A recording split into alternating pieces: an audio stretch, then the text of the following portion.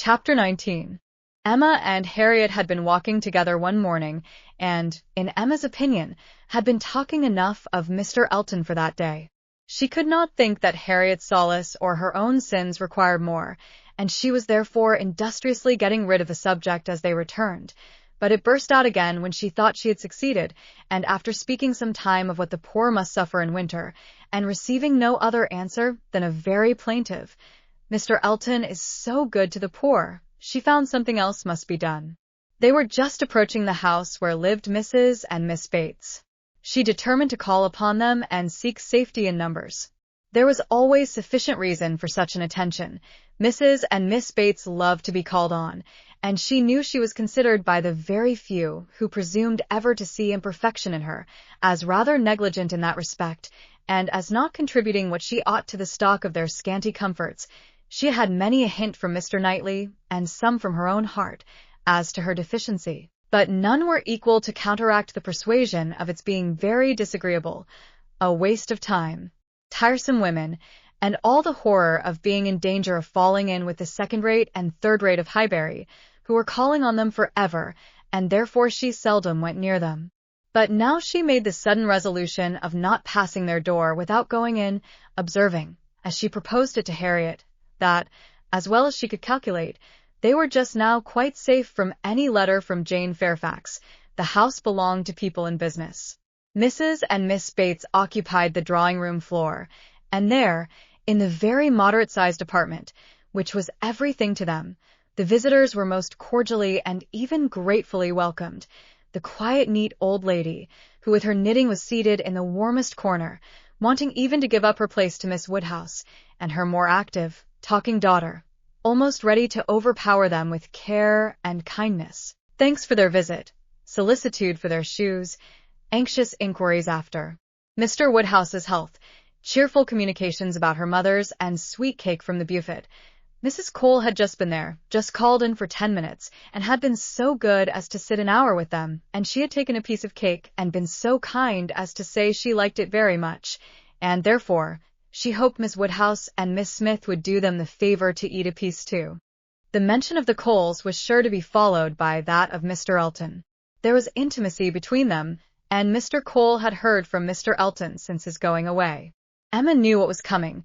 They must have the letter over again, and settle how long he had been gone, and how much he was engaged in company, and what a favorite he was wherever he went, and how full the master of the ceremonies ball had been, and she went through it very well, with all the interest and all the commendation that could be requisite, and always putting forward to prevent Harriet's being obliged to say a word. This she had been prepared for when she entered the house, but meant, having once talked him handsomely over, to be no farther incommoded by any troublesome topic, and to wander at large amongst all the mistresses and misses of Highbury, and their card parties. She had not been prepared to have Jane Fairfax succeed Mr. Elton, but he was actually hurried off by Miss Bates. She jumped away from him at last abruptly to the Coles, to usher in a letter from her niece. "Oh, yes, Mr. Elton, I understand, certainly as to dancing. Mrs. Cole was telling me that dancing at the rooms at Bath was— Mrs. Cole was so kind as to sit some time with us, talking of Jane, for as soon as she came in, she began inquiring after her. Jane is so very great a favorite there. Whenever she is with us, Mrs. Cole does not know how to shew her kindness enough, and I must say that Jane deserves it as much as anybody can." And so she began inquiring after her directly, saying, "I know you cannot have heard from Jane lately, because it is not her time for writing," and when I immediately said, "But indeed we have. We had a letter this very morning," I do not know that I ever saw anybody more surprised. "Have you, upon your honor?" said she. "Well, that is quite unexpected. Do let me hear what she says." Emma's politeness was at hand directly to say, with smiling interest, "Have you heard from Miss Fairfax so lately? I am extremely happy. I hope she is well." "Thank you. You are so kind," replied the happily deceived aunt, while eagerly hunting for the letter. "Oh, here it is. I was sure it could not be far off, but I had put my huswife upon it, you see, without being aware, and so it was quite hid, but I had it in my hand so very lately that I was almost sure it must be on the table." I was reading it to Mrs. Cole, and since she went away, I was reading it again to my mother, for it is such a pleasure to her, a letter from Jane, that she can never hear it often enough. So I knew it could not be far off, and here it is, only just under my huswife, and since you are so kind as to wish to hear what she says. But, first of all, I really must, in justice to Jane, apologize for her writing so short a letter. Only 2 pages, you see. Hardly 2, and in general she fills the whole paper. And crosses half. My mother often wonders that I can make it out so well. She often says, when the letter is first opened, "Well, Hetty, now I think you'll be put to it to make out all that checker work, don't you, ma'am?" And then I tell her, I am sure she would contrive to make it out herself, if she had nobody to do it for her. Every word of it. I am sure she would pore over it till she had made out every word. And, indeed, though my mother's eyes are not so good as they were, she can see amazingly well still, thank God, with the help of spectacles. It is such a blessing. My mother's are really very good indeed. Jane often says when she is here, "I am sure, Grandmamma, you must have had very strong eyes to see as you do, and so much fine work as you have done too. I only wish my eyes may last me as well." All this spoken extremely fast obliged Miss Bates to stop for breath, and Emma said something very civil about the excellence of Miss Fairfax's handwriting. "You are extremely kind," replied Miss Bates, highly gratified. "You who are such a judge, and write so beautifully yourself. I am sure there is nobody's praise that could give us so much pleasure as Miss Woodhouse's. My mother does not hear. She is a little deaf, you know. Ma'am," addressing her, "do you hear what Miss Woodhouse is so obliging to say about Jane's handwriting?" And Emma had the advantage of hearing her own silly compliment repeated twice over before the good old lady could comprehend it. She was pondering, in the meanwhile, upon the possibility, without seeming very rude, of making her escape from Jane Fairfax's letter, and had almost resolved on hurrying away directly under some slight excuse, when Miss Bates turned to her again and seized her attention. "My mother's deafness is very trifling, you see, just nothing at all. By only raising my voice and saying anything 2 or 3 times over, she is sure to hear, but then she is used to my voice. But it is very remarkable that she should always hear Jane better than she does me. Jane speaks so distinct. However, she will not find her grandmamma at all deafer than she was 2 years ago, which is saying a great deal at my mother's time of life, and it really is full 2 years, you know, since she was here. We never were so long without seeing her before, and as I was telling Mrs. Cole, we shall hardly know how to make enough of her now. Are you expecting Miss Fairfax here soon?" "Oh yes, next week." "Indeed, that must be a very great pleasure." "Thank you. You're very kind." "Yes, next week."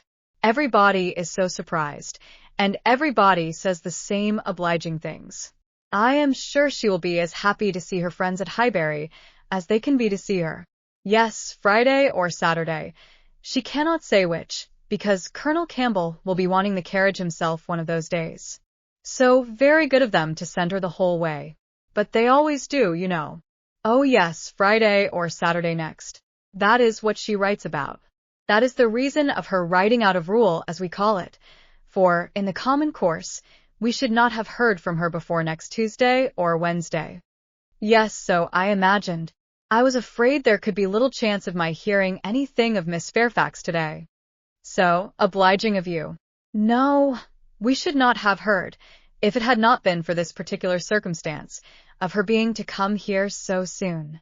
My mother is so delighted, for she is to be 3 months with us at least. 3 months, she says so, positively, as I am going to have the pleasure of reading to you. The case is, you see, that the Campbells are going to Ireland. Mrs. Dixon has persuaded her father and mother to come over and see her directly. They had not intended to go over till the summer, but she is so impatient to see them again, for till she married, last October, she was never away from them so much as a week, which must make it very strange to be in different kingdoms, I was going to say, but however different countries, and so she wrote a very urgent letter to her mother, or her father. I declare, I do not know which it was, but we shall see presently in Jane's letter, wrote in Mr. Dixon's name as well as her own, to press there. coming over directly, and they would give them the meeting in Dublin and take them back to their country seat, Ballycraig, a beautiful place, I fancy. Jane has heard a great deal of its beauty, from Mr. Dixon. I do not know that she ever heard about it from anybody else, but it was very natural, that he should like to speak of his own place while he was paying his addresses, and as Jane used to be very often walking out with them, for Colonel and Mrs. Campbell were very particular about their daughters not walking out often with only Mr. Dixon, for which I do not at all blame them. Of course she heard everything he might be telling Miss Campbell about his own home in Ireland, and I think she wrote us word that he had shown them some drawings of the place, views that he had taken himself. He is a most amiable, charming young man, I believe. Jane was quite longing to go to Ireland, from his account of things.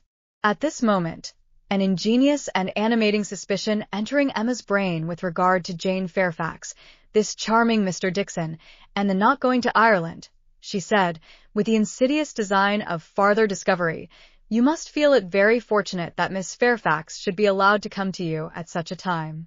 Considering the very particular friendship between her and Mrs. Dixon, you could hardly have expected her to be excused from accompanying Colonel and Mrs. Campbell." Very true indeed.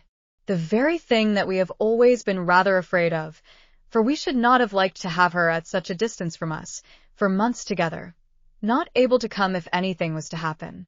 But you see, everything turns out for the best. They want her, Mr. and Mrs. Dixon, excessively to come over with Colonel and Mrs. Campbell. Quite depend upon it. Nothing can be more kind or pressing than their joint invitation. Jane says, as you will hear presently, Mr. Dixon does not seem in the least backward in any attention. He is a most charming young man. Ever since the service he rendered Jane at Weymouth, when they were out in that party on the water, and she, by the sudden whirling round of something or other among the sails, would have been dashed into the sea at once, and actually was all but gone, if he had not, with the greatest presence of mind, caught hold of her habit. I can never think of it without trembling. But ever since we had the history of that day, I have been so fond of Mr. Dixon.